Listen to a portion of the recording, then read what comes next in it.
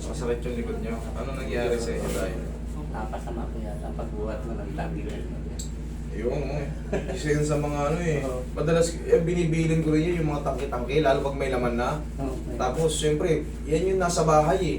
Minsan, ililipat mo, magpapalit ka. Pag ikaw ay nag-alanganin ng buhat dyan, Sakit. Sakit Pagka na. uwi ko, parang may kumusok na dito na.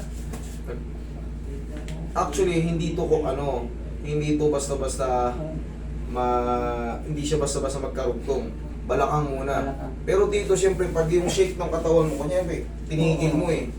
Mabigat yung engas eh. Parang ano lang din, parang nabigla yung laman dito sa dibdib. Pero hindi yan connected sa ano, sa lumbar. Kung makikita niyo yung nervous system, pag ano yung nervous system natin, sa lumbar pababa. Hindi siya paakyat. Pero tingnan na rin natin kung ano nangyari dito. Saan banda yung sumasakit sa isa? Dito. Medyo nawala. Medyo nawala yun dito, sa exit yung connected. Ano lang yan, siyempre uwi-edad tayo eh. Baka napuwersa mo yung talagang ano. Siyempre uwi, gusto mo iangat eh. Ito may mga tumubo sir na ano. Bukol-bukol. Yes, ayun o. Dami o. Dami nga. Nahawakan nyo na to no? Nahilot ko na nga yan. Ay, Ang nalalam. tawag dito is Sherman nodes. Lamig. Mga nodules, hindi ito lamig. Sa mga ano, ito na yung kinukonsider na lamig. Mga nodules, mga yun. Pag hinawakan mo parang naglalaro. Dumudulas-dulas. Pero huwag yung didiinan yan. Kusa yan nawawala. Kung hindi naman na siya masakit, hayaan nyo lang, dyan lang siya. Kasi pag yan, pinirat-pirat nyo, mauuwi yan sa ano, yung dating ganitong kaliit. Lumalaki. Yes. Kaya pala lumalaki. Hindi pinipirit yung hilutin, hindi naman yan magduduro. Pinipirat-pirat ko. O, kita nyo, sumubra dami. Nakakabanyo na, di ba? Ang dami, ang lalaki na ng iba. Huwag yung ano, huwag yung durugin. Ano yan? Bunga ng compression yan sa disc, tapos yung impingement. Ngayon, magkakaroon ng tinatawag ng mga nodules. Pinalo na manok yan. Pinalo ng manok. Pinadoktor ko na nga yan kasi hindi makakatulog sa ano niya. Tayo mo kayo mamaya. Pag hinilot nyo yan, lalampas-lampasan nyo lang, kaya parang ganun lang oh. Hindi yung katulad dito, may nakapakang bilog. Dudurugin mo. Dinudurog. O dinudurog ko eh. Sabi niya, dinudurog. Yan, hindi po pwede yun. Sana maging ano yan sa inyo, yung mga therapist o hindi pa therapist, pag may nakapaka yung bukol, para lang siyang padadaanan nyo ng haplos o kaya ito yung bukol. Sa gilid nyo, patamaan lang ng gano'n-gano'n. Kung dadaanan nyo, kung tatamaan nyo man yung bilog, huwag yung gaganunin. Kasi mai-irritate yan. Relax lang. Namuda mo na tayo. Huwag mo lalabanan.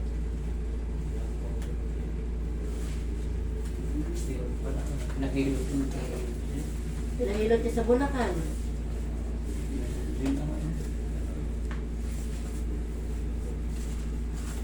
Wala rin nangyari. Wala.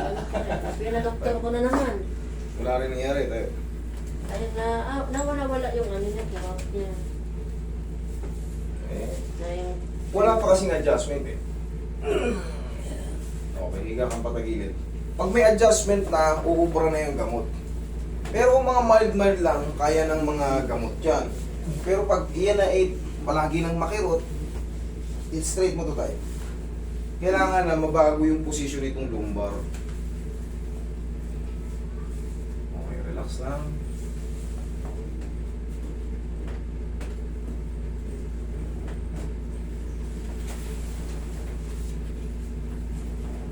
Kabilang side. Mamaya tuturuan ko kayo kung paano mag-massage. Papakita ko sa inyo mamaya kung paano mag-massage dun sa ano, sa may mga nodules. Pwedeng tawagin niya ano, meron kasi maraming ibang nodes eh, yung lymph nodes, Schwann nodes, pero pangkaraniwan niya mga Schwann nodes eh. Diyan sa bandang puwetan. Ang mga delikado, yung mga lymphoma, yung part ng spinal cord. dito sa mga ano, nodules nga yan. Dapa, mga parang pula-pula ni Kuya. Dapa. Yung tumor, yun yung mga delikadong bukol. Kaya hindi nyo basta-basta pwedeng piga-pigain kasi pag na-irritate yan, po sa butas. nauuwi yan sa ano, sa worse. Nagiging cancer pagka ano. Itaas na po. Sa gilid.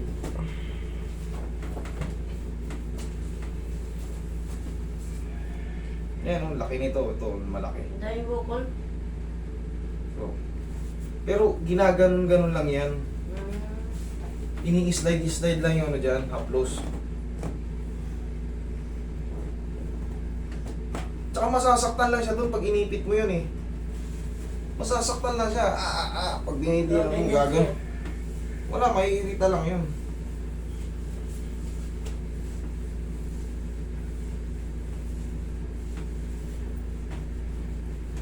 Nasasaktan kayo dyan, tay? Hindi na. Hindi okay.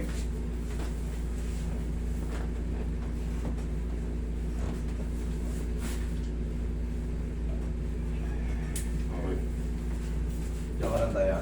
Umaabot na ba, nagra-radiate na ba rito tayo pag ganito? Okay, sige. Taas na tayo. Kahit pa paano, alam na ni Roy yan, tinuturuan ko si Roy kung ano yung patatamaan, kung ano yung lalampasan.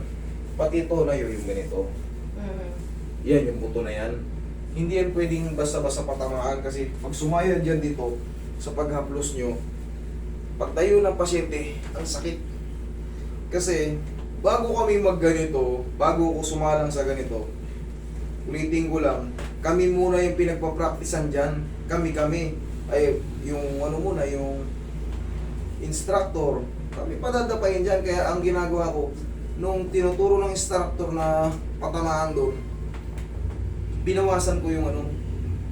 Kasi masakit eh. Nung tumayo ko, parang lalo kong na ano parang di ko minawan ba ako, lalo nasaktan Kaya ako ina-adjust ko kung ano yung dapat na i-adjust.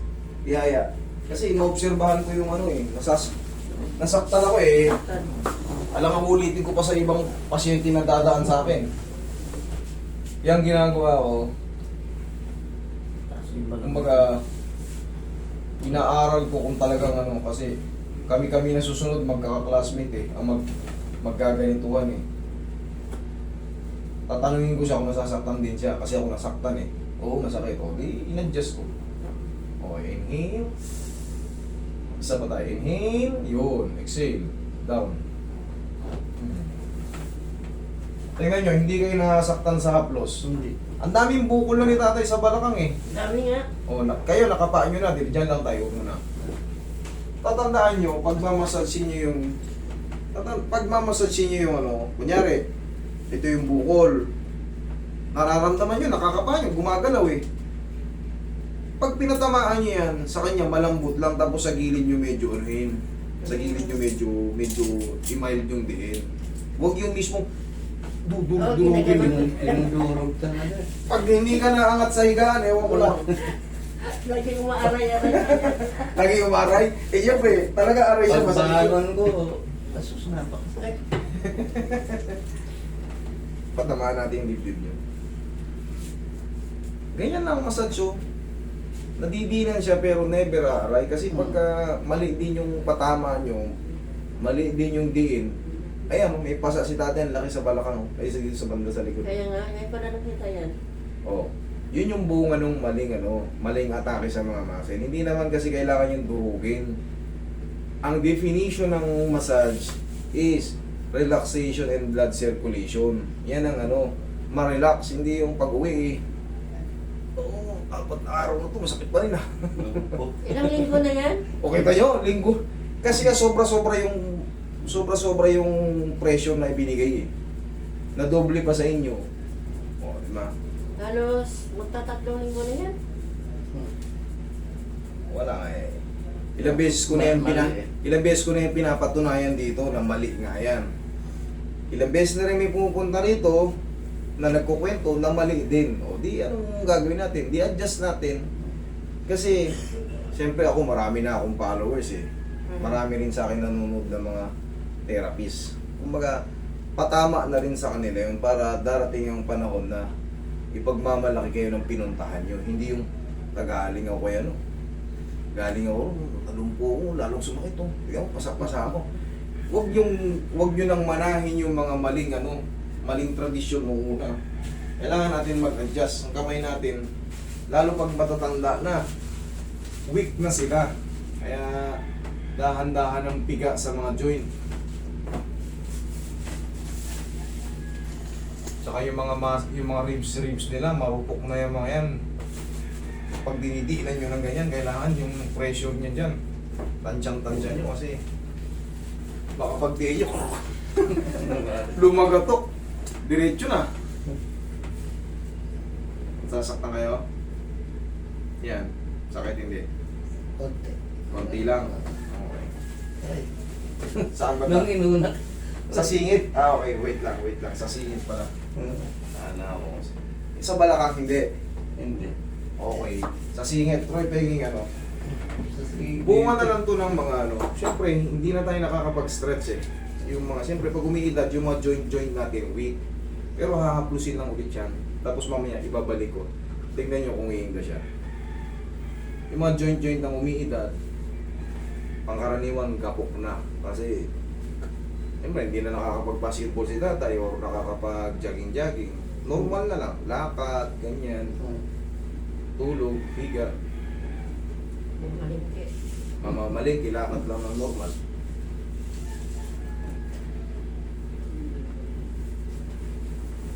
Iinatin lang yan ng pag ganito. Kung sa singit umiinda. Huwag nilang labanan. Lumagatok na. Sige, hindi, baba nyo lang. Ibababa ko ulit ng pabigla. Kasi kanina nung binaba ko, sumakit eh. Oh. Meron pa? Dito sa sige. Oh, sige. Sorry. Ikaw lang.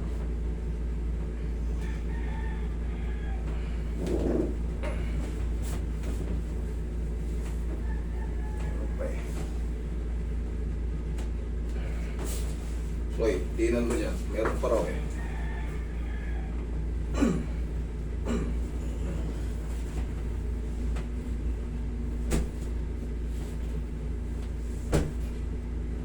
Okay na. Sige, ikaw. Okay na. Konti na lang. Okay na. Okay. Kala. Mas maganda yun, sasabihin nyo. Di baling magkanda ano ko sa ano. Kumbaga, mo sa video, di baling mapahiya man ako na ano. Pero mabawi yan. Basta sabihin nyo lang para maayos. Okay? Kasi hindi ko nararamdaman yung feeling nyo eh sa mga movement ko. Kaya chinecheck natin yung mga ganito para paglabas nyo rito. Okay. Yes. Okay. Ganun lang. Eh kaysa naman, hindi nyo sasabihin pag uwi nyo, Master. Chit-chat kayo, Master, may masakit pa. Master, na-excite ako, hindi ko naalala yung sa tuhod ko.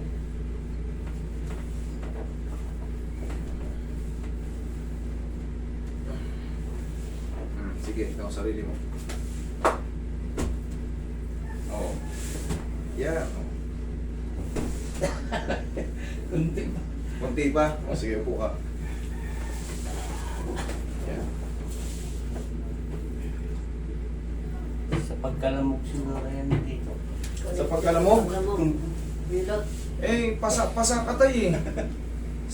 Sabihin nyo kasi yan, may epekto talaga yan sa sa mga muscle, madudurog siya. Pagka may sakit talaga. Ang gagawin nyo dyan, sasabihin nyo yung therapist. Medium type lang ako ganun lang. Hindi yung, ito na, didiinan pa. Ayan ibang dami rito. Pero, kita nyo yung haplos namin, hindi kayo nasasaktan. Hindi. Kasi kailangan yan, tansyado lang. Hindi yung pipilitin durugin yung nararamdamang bukol. Kawawa yung pasyente.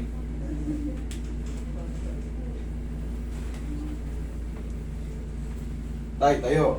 Ganito ang gagawin natin sa umaga kasi umiidad na tayo. Harap ka sa akin. 1, 2. Angat ng tuhod. Sige. 1. Sabay-sabay ito. Ito, tumuhod kang pag ano. 1, 2, 3. Sige. 1, 2, 3. Kabila. Yun! Lakad ka. Tingnan mo ngayon kung anong difference. Kung anong difference ng ginawa ko sa'yo. Okay na. Oo. Kumusta yung balakang mo? Hindi na nga. Hindi na masakit. Lamog na lang yan. Sa lamog ng ano. Hindi ko kasalanan yun. Iba ang naglamog sa iyo, pero ako naayos ko. Okay?